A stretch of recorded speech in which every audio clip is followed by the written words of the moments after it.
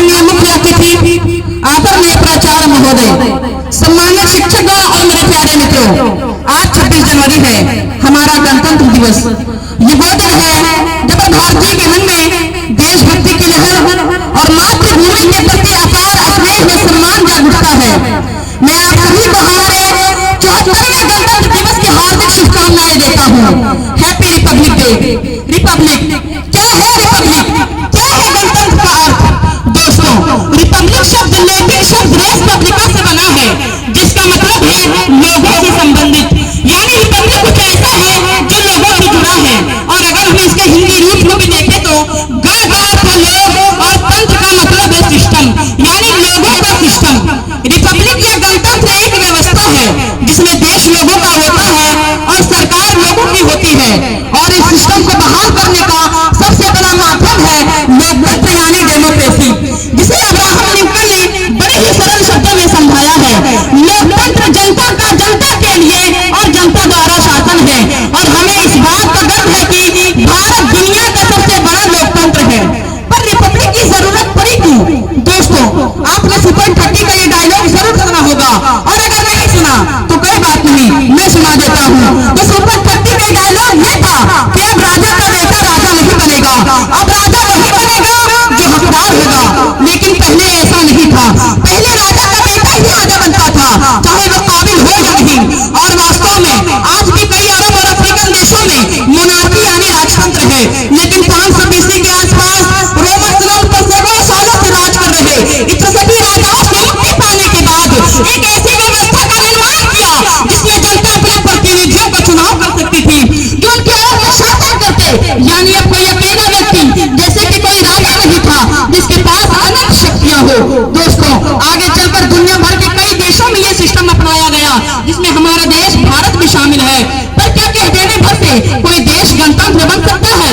नहीं, उसके लिए जरूरत होती है एक संविधान की, एक कॉन्स्टिट्यूशन की, जो बनाया तो चुने गए प्रतिनिधियों के द्वारा हो, पर उनसे भी बड़ा हो, जो न्याय का आधार हो, जो प्रत्यक्ष और अप्रत्यक्ष रूप से राज्य की सर्वोच्च सत्ता की शक्ति के वितरण और प्रयोग को निश्चित करे। और इसलिए हमारा देश भारत आजाद होने से पहले ही 9 दिसंबर 1946, जुमला नोट करो, 9 दिसंबर 1946 को संविधान सभा की प्रथम बैठक हुई।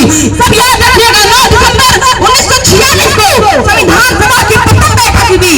इसके 2 वर्ष 11 महीने और 18 दिन बाद 29 नवंबर 1949 को संविधान सभा द्वारा भारत का संविधान पारित किया गया। इसीलिए 29 नवंबर को संविधान दिवस ये कॉन्स्टिट्यूशन डे के रूप में मनाया जाता है। पर अभी संविधान पारित हुआ था, लागू नहीं। और लागू करने के लिए चुनी गई एक ऐतिहासिक तारीख 26 जनवरी 1950, क्योंकि ठीक 20 साल पहले 26 जनवरी 1930 को भारतीय राष्ट्रीय कांग्रेस ने भारत को पूर्ण स्वराज घोषित किया था। और ठीक इसी दिन लाहौर में पंडित जवाहरलाल नेहरू ने तिरंगा लहराया था।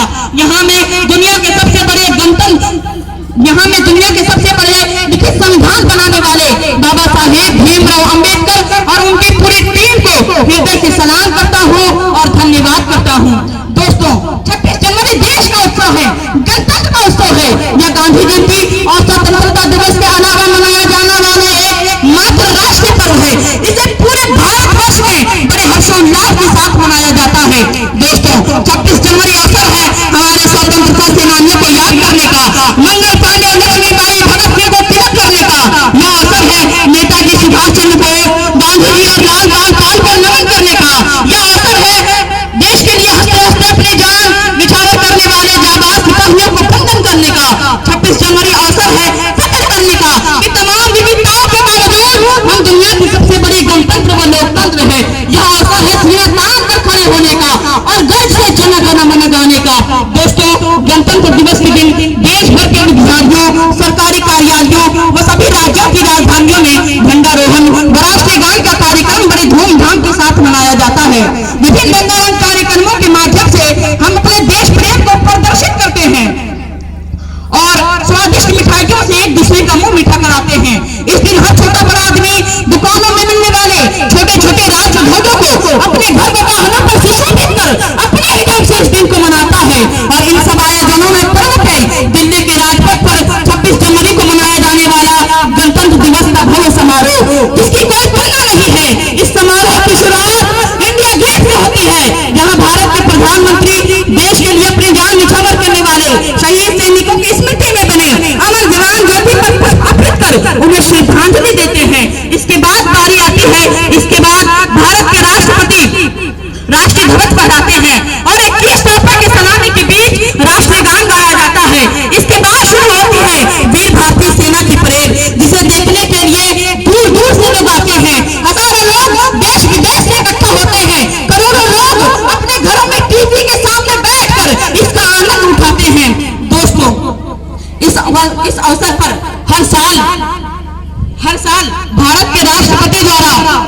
एक दोस्तों इस अवसर पर हर साल महामहिम राष्ट्रपति के साथ एक प्रभावशाली राष्ट्रीय अध्यक्ष या विशिष्ट व्यक्ति को आमंत्रित किया जाता, विशिष्ट व्यक्ति को मुख्य अतिथि के रूप में आमंत्रित किया जाता है। और अब मैं अपनी बातों को यहीं पे खत्म करता हूँ।